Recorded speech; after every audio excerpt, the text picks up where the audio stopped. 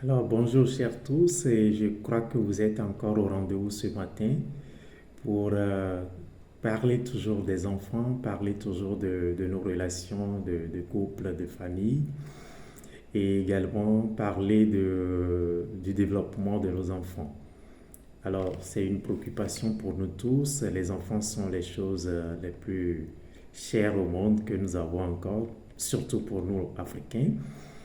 Et donc, nous avons toujours le souci de pouvoir les voir grandir très bien, de pouvoir s'autonomiser, devenir des adultes respectueux, des adultes aimants, des adultes qui travaillent, qui sont responsables.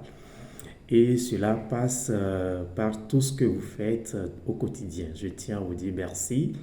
J'ai l'habitude de dire que si vous avez un enfant à qui vous n'apportez pas du soutien, à qui vous n'apportez pas de l'éducation, de l'instruction, et cet enfant-là, c'est un danger pour vous-même. Et donc, c'est très important que nous soyons dans cette mesure d'accompagner nos enfants à grandir.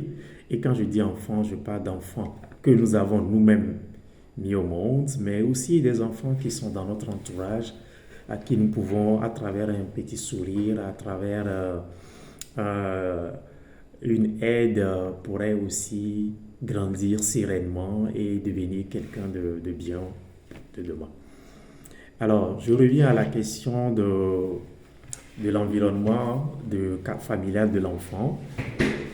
Et nous avions parlé du contexte dans lequel les parents se rencontrent, le contexte du projet d'enfant, le contexte dans lequel la maman est, porte la grossesse.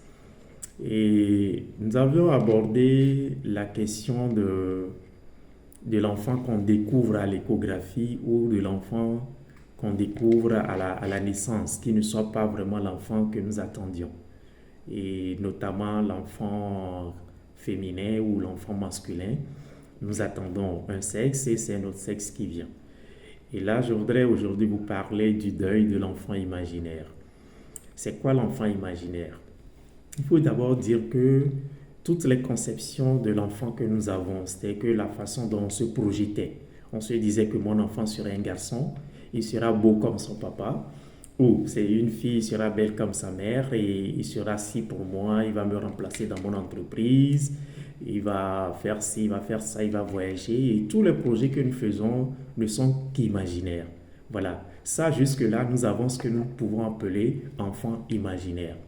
L'enfant réel, c'est l'enfant que nous avons à la naissance. C'est lui l'enfant réel et qui peut-être peut correspondre déjà en matière du sexe à l'enfant imaginaire, comme ne pas correspondre à l'enfant imaginaire attendu. Et donc du coup, il peut y avoir une déception, minime comme aussi grande. Et là, l'enfant imaginaire doit être enterré lorsque cela ne correspond pas. Parce que on ne peut pas vivre avec l'enfant imaginaire et l'enfant réel. C'est-à-dire que je souhaiterais que ce soit un garçon alors que j'ai une fille. Et là, constamment, dans l'éducation que je vais donner à mon enfant, je le transforme en fille parce que j'attendais un garçon ou je le transforme en garçon parce que j'attendais une fille. Et donc, c'est très compliqué d'éduquer des enfants dans cette optique-là.